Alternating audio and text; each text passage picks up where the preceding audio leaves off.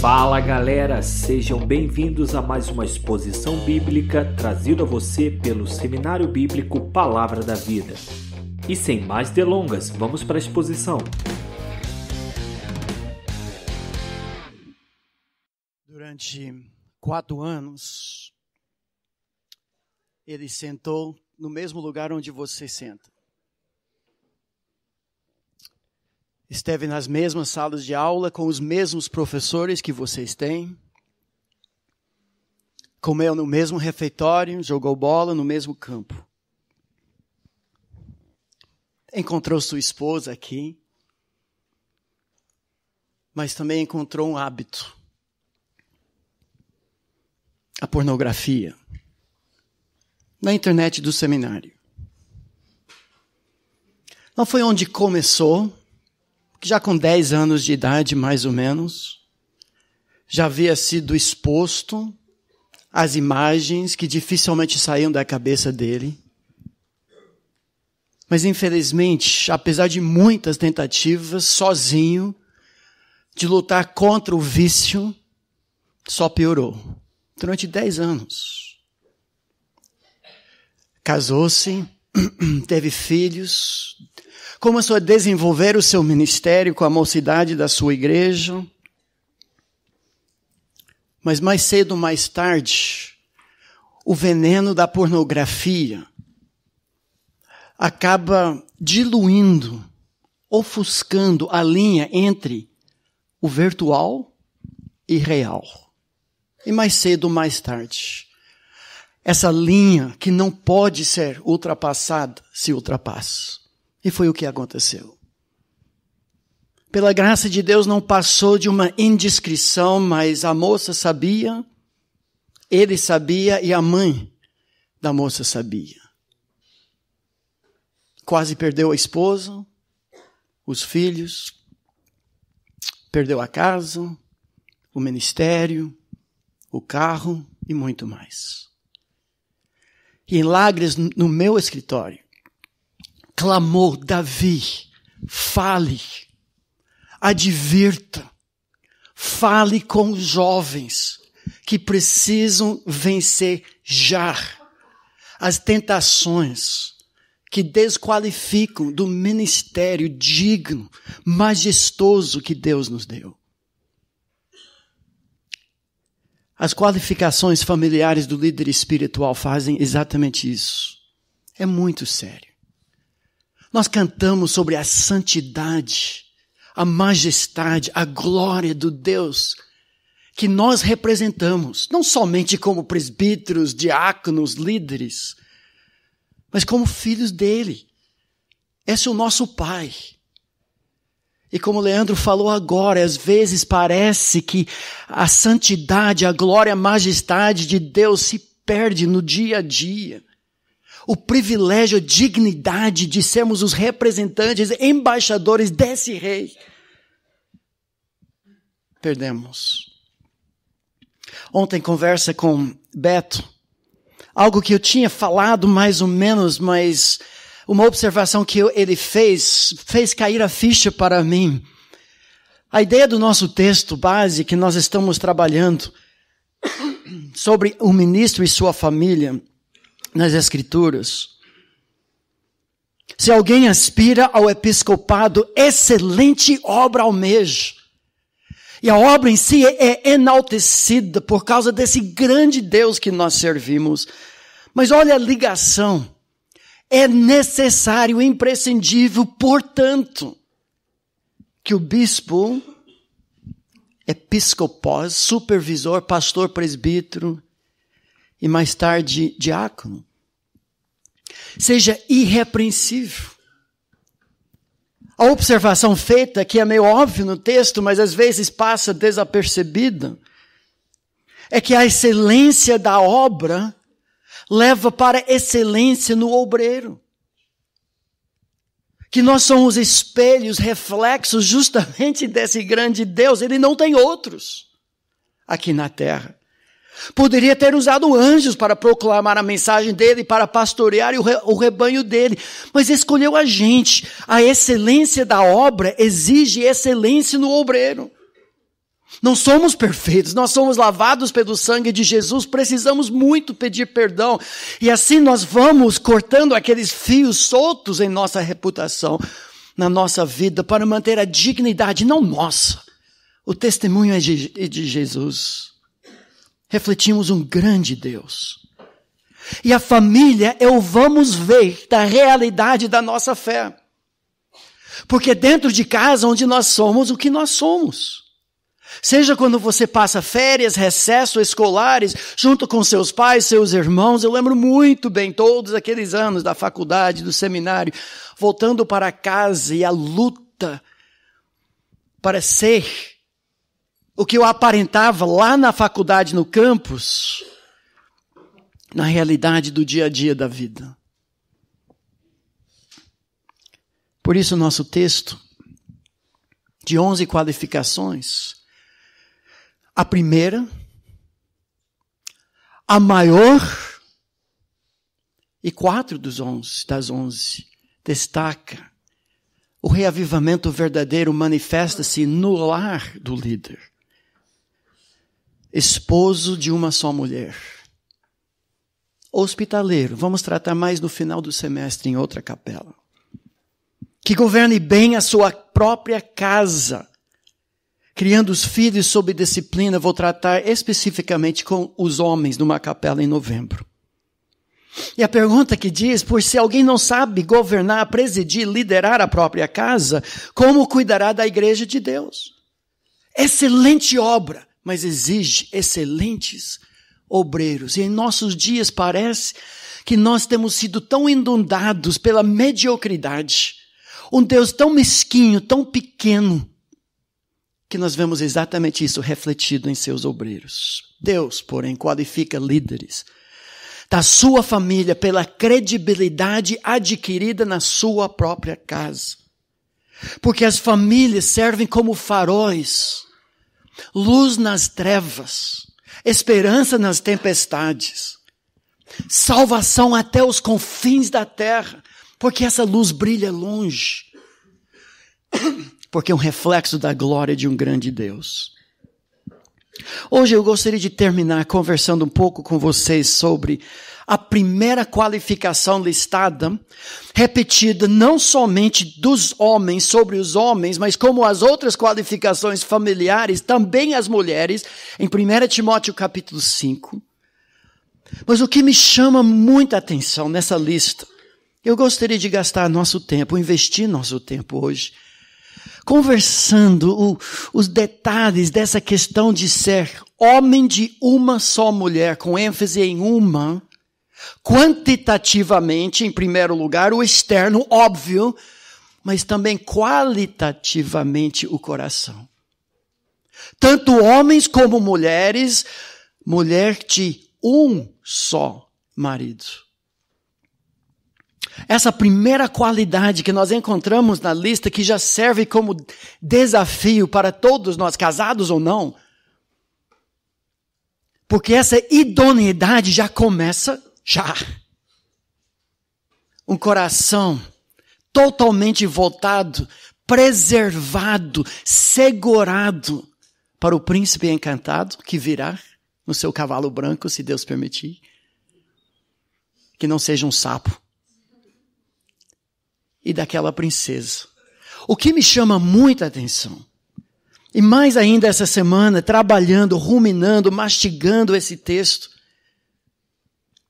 é que a primeira evidência, a primeira qualificação, entre tantas outras que Paulo poderia ter alistado, da dignidade da liderança da sua igreja, tem a ver com sua família. Isso salta aos nossos olhos. É a primeira peneira e já elimina muita gente. A dignidade, o reflexo da glória, da majestade do nosso Deus, em primeiro lugar, será visto no relacionamento marido e esposa. Incrível isso. Pense nas coisas que Paulo poderia ter falado, e hoje seriam faladas com toda certeza. É imprescindível que o homem seja irrepreensível, um administrador eficiente, que já fez curso de administração de empresa, de liderança. Um excelente pregador. Um conselheiro sábio. É imprescindível que tenha uma personalidade carismática para cativar as pessoas. É imprescindível que tenha uma lealdade denominacional. Roxo, batista, presbiteriano, seja o que for. Mas não é isso que ele fala. Ele fala que é imprescindível que ele seja um marido dedicado. Porque a igreja é a noiva de Cristo. Os líderes servem como modelo. Eu vejo 2 sentidos que nós poderíamos destacar. De homem de uma só mulher. O sentido mais quantitativo, que é a ênfase do texto, por isso nós desenvolvemos ontem, o que ficaria muito fácil para Tito e Timóteo descobrir na congregação é que quantitativamente o homem tem somente uma mulher com que ele fechou aliança, um pacto. Não diz respeito, relacionamentos ou relações, talvez uma vida promíscua antes da conversão dele. Tudo bem, está só no papel a questão do casamento, mas o papel vale muito para Deus, porque é aliança, é trato, é pacto, é o que existia entre Deus e Israel. O que existe entre Deus, Jesus e a sua igreja significa muito, sim. Quantitativamente, do lado externo, homem de uma só mulher significa casado uma única vez. Só tem uma mulher viva que pode dizer, eu sou ou era esposa desse homem. Isso ficaria fácil. Mas com toda certeza existe um outro sentido. Não seria tão fácil para Timóteo, para Tito, investigar o coração. Às vezes o homem se revela, e a mulher também, pelo papo, pelas piadas sujas. Alguém pode descobrir, talvez por acaso, o que assiste, o que acessa. Talvez o seu olhar, se você perceber bem, dá para perceber se olhos são cheios de adultério ou não. Mas esse aqui cabe mais à introspecção. A qualidade interna, e no sentido positivo, porque o texto não diz que não seja divorciado ou recasado, que não seja adúltero, que não seja viciado em pornografia, pelo Espírito Santo de Deus é colocado de forma positiva, pela pena de Paulo, quando ele diz que seja homem de uma só mulher, dedicado exclusivamente. Esses hábitos começam cedo. A nossa cultura só nos ensina como sermos infiéis. Namorar precocemente, desmanchar, namorar, desmanchar. Fazer tudo isso como dono do seu próprio nariz, sem ficar debaixo das autoridades, da liderança da sua igreja, dos próprios pais. Mas cultivamos padrões e hábitos fatais no casamento. Cuidado, jovem. Uma lição que aprendemos hoje. O casamento do líder espiritual reflete a fidelidade de Cristo à sua própria igreja. É por isso que é o primeiro item listado, depois de irrepreensível. Para isso nós temos que investigar um pouco mais, nos aprofundar um pouco mais na teologia bíblica da família, porque vem muita bagagem por trás dessa declaração de que o casamento do líder espiritual, da senhora que será considerada digna como reflexo da glória da noiva mais tarde na sua vida, é porque o casamento em si já tem profundo significado, profunda significância para Deus, como reflexo do seu caráter, da própria Trindade e também, e especificamente no Novo Testamento, do relacionamento entre Jesus e a sua noiva. Eu quero mostrar isso para vocês, para entendermos um pouco esse primeiro lado, o lado externo, porque só pode ser casado uma vez. Algo tão levado com tanta leviandade em nossos dias. Ah, mas a esposa do pastor o abandonou. Não é justo que ele fique só o resto da vida. Mas somos reflexo da glória de Cristo, da fidelidade de Jesus, que nunca abandona a sua igreja, nunca se adultera. Mas isso começa lá em Gênesis, onde nós descobrimos a criação da instituição santa de matrimônio. Abra sua Bíblia em Gênesis capítulo 1, versículos 26 e 27. 2 anos atrás desenvolvi um pouco isso na capela, mas muitos não estiveram aqui.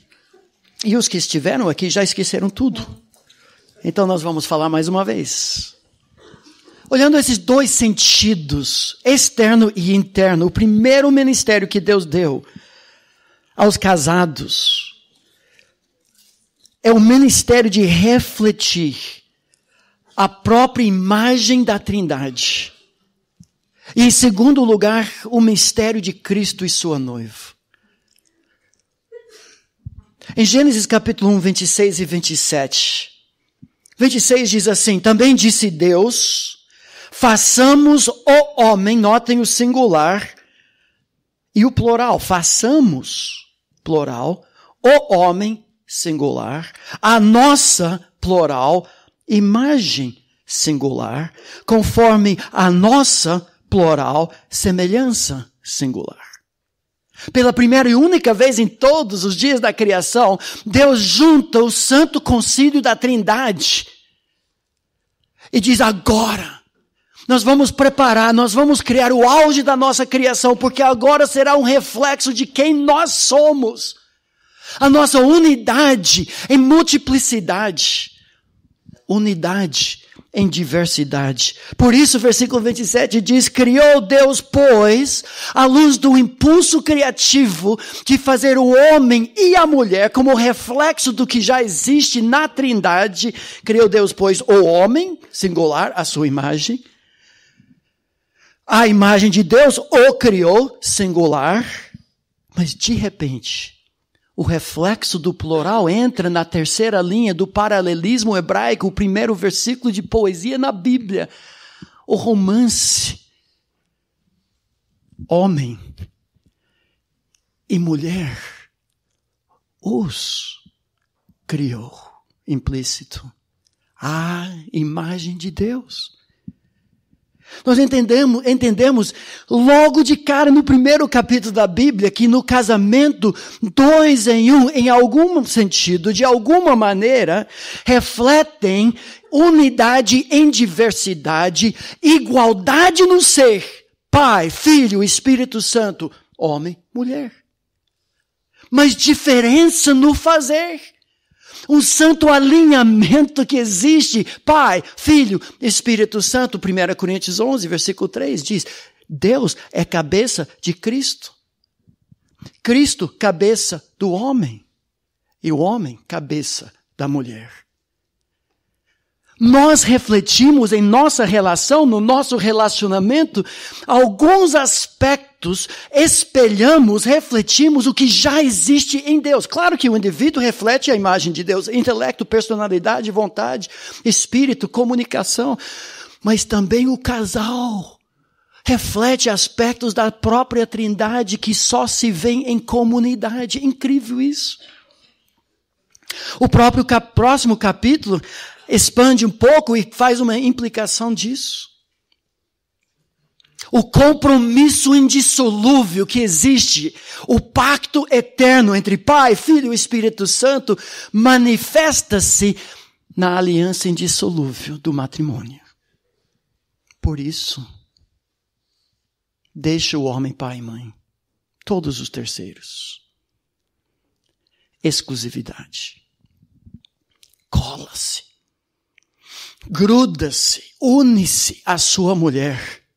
Fidelidade total.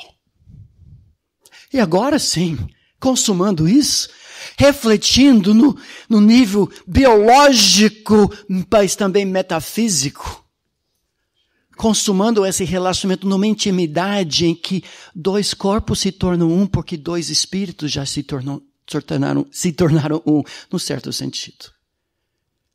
É unidade em diversidade que nós já experimentamos e vemos na Trindade.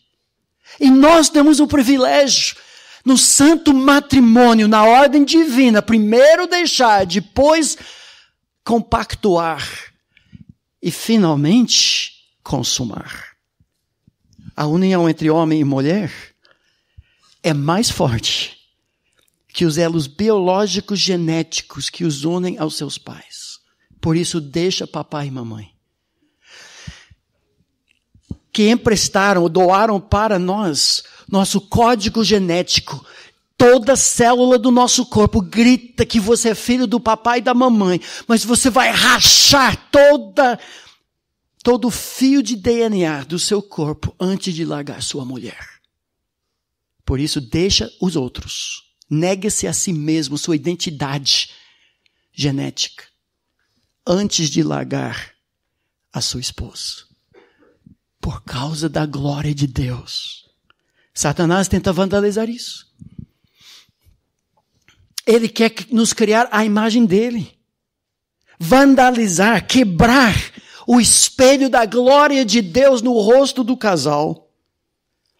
É fascinante observar, e agora vou entrar onde anjos temem pisar. Fascinante quando Jesus é indagado. Em Marcos capítulo 10, sobre divórcio. É lícito ao marido repudiar sua mulher? Os fariseus perguntavam a Jesus. Ele lhes respondeu, que vos ordenou Moisés? Tornaram eles, Moisés permitiu lavrar carta de divórcio e repudiar. Implícito casar de novo. Resposta errada. Por um lado, talvez, correto.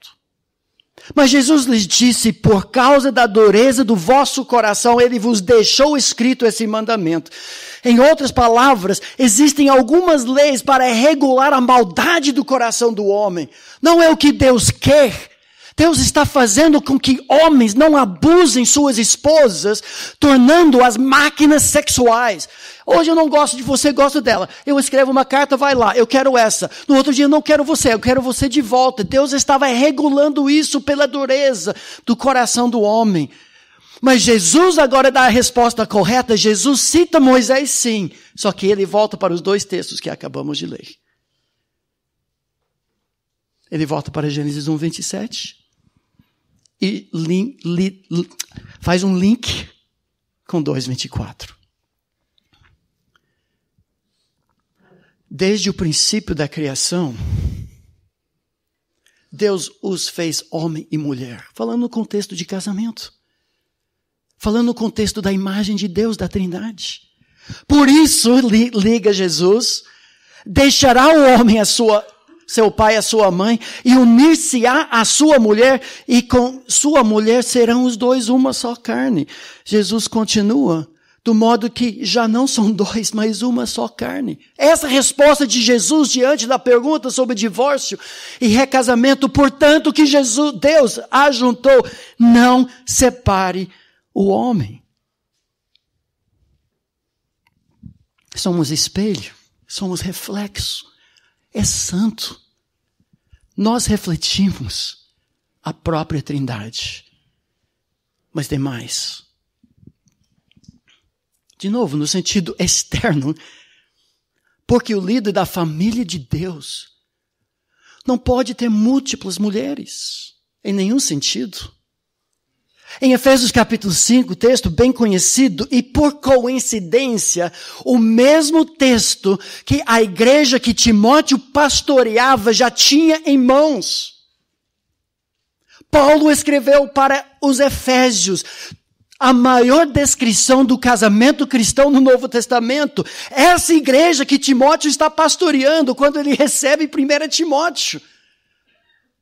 Não é concebível ter um líder da igreja que não se enquadra dentro do que Paulo já falou e o Espírito falou em Efésios 5. A longa discussão sobre marido e esposa, culminando assim. Eis porque deixará o homem a seu pai e a sua mãe. Gênesis 2:24. E se unirá a sua mulher e se tornarão os dois uma só carne. Mas olha essa frase incrível. Grande é esse mistério. Mas eu me refiro a Cristo e à igreja. não somente refletimos a glória da Trindade, mas agora o casamento nosso, e de forma especial do líder do rebanho, reflete o mistério do amor do noivo para com a noiva. Esse é o farol que as nações precisam enxergar, precisam ver. A fidelidade da união conjugal manifestado em homens e mulheres que são de um só cônjuge. O casamento do líder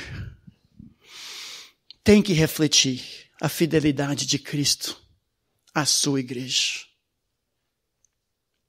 Nosso casamento torna visível, palpável. Esse relacionamento é muito sério e lindo. É um privilégio tremendo. Devemos proteger esse pacto matrimonial a qualquer custo, porque reflete a fidelidade de Deus a si próprio e a sua igreja. Como isso tem sido barateado, diluído. E como nós precisamos nos cuidar. Para quem não se casou ainda, que falo para os jovens da nossa igreja e em muitas palestras, antes que cases, vê o que fazes. É para a vida. É para a eternidade. A excelência da obra exige excelência no obreiro. Mas eu quero terminar rapidamente. Porque o outro sentido de homem de uma só mulher e de mulher de um só homem, à luz das próprias palavras de Jesus, tem um reflexo interno. Nós sabemos disso. Para Timóteo e Tito seria bem mais difícil, talvez até impossível usar essa peneira para eliminar ou qualificar candidatos, mas nós sabemos que nós nos qualificamos à luz do que está no coração. E aqui o sentido é positivo de ser uma pessoa totalmente fiel ao cônjuge, dedicado de corpo e alma. E eu afirmo, como vocês bem sabem, que em nossos dias a coisa mais difícil. Há muitas cobras. Há muito veneno. Por todos os lados. O ministro do Evangelho enfrenta perigos sexuais possivelmente sem precedente na história do mundo. O inimigo sabe que pouco tempo lhe resta. Por isso, o vandalismo dele hoje contra o espelho da família é mais feroz, mais horrível, mais trágico, eu entendo, do que em toda a história da igreja. Talvez nosso galardão pela resistência, pela pureza, pela fidelidade, pela luta todos os dias com nossos pensamentos, com nossas palavras, com nossas ações, talvez o galardão será maior também. Mas é uma luta. Por isso Jesus deixa muito claro. Eu sei que aqui no seminário com jovens trabalhamos muito essa questão, por isso só estou tocando de leve. Mas essa ideia de ser totalmente dedicado à esposa, o sentido positivo, que ele não falou não divorciado, não adúltero, ele falou sim, homem de uma só, no sentido qualitativo também, mulher. Paulo fala em 2 Timóteo, também parece a mesma igreja, nos últimos dias. Os homens serão traidores. Os pastores, 30% nos Estados Unidos, como nós vimos ontem, são traidores. Enfatuados, antes amigos dos prazeres que amigos de Deus. Que penetram sorrateiramente nas casas e conseguem cativar mulherinhas sobrecarregadas de pecados, conduzidas de várias paixões. Basta só pensar em novela. Mulherinhas sobrecarregadas de paixões. E homens exploradores que veem mulher como objeto. Jesus falou, qualquer que olhar para uma mulher com intenção impura, no coração, agora no sentido interno, já adulterou com ela. Se o teu olho direito te faz tropeçar, arranco e lanço de ti. É sério, é radical. Os homens sabem muito bem, e hoje, infelizmente, temos que dizer que as mulheres têm muitas vezes a mesma luta. Todos os dias com nossos olhos, com nossos pensamentos. O fato de lutar não é sinal de desqualificação, é sinal de que você está vivo e desejoso de ser puro e santo, e um reflexo da glória, da majestade do seu Deus. Deus quer que a vida sexual do líder reflita a santidade, a beleza do seu caráter, do amor que existe entre Jesus e a igreja. Então a pergunta que cabe a nós hoje, casados ou não, até que ponto sou um homem de uma só mulher, preparando-me para ser dedicado de corpo e alma àquela que Deus preparou? Até que ponto você é uma mulher de um só homem? A sua conversa revela isso? Os seus hábitos revelam isso? O casamento do líder reflete a fidelidade de Cristo à sua família, à igreja. Eu quero terminar, gostaria de apagar as luzes. Eu quero passar uma música que o ano passado, antes do lançamento, eu descobri, ouvi, já traduzi e coloquei algumas fotos mais para mim do que para vocês, mas a música chama-se Lead Me, ou Guia-me. É um pouco mais direcionado talvez para os homens, mas eu acho que as mulheres podem refletir esse mesmo sonho. Deus quer homens líderes da sua família. Ele quer pessoas puras e santas para refletir a sua glória. Pela graça de Deus, o meu amigo, ex-aluno, porque não ultrapassou por completo aquela linha, foi restaurado, perdeu muito, muito mesmo. Mas foi restaurado, porque ainda há esperança. Mas o pedido e o clamor das nossas famílias, presentes ou futuras, é de serem guiados por pessoas fiéis que refletem a glória de Cristo. Que Deus faça isso em nossas vidas. E essa foi mais uma exposição bíblica. Obrigado por ter ouvido. Para saber mais, nos siga no Facebook e no Instagram. SBPV Brasil. Palavra da Vida. Teologia para vida e ministério.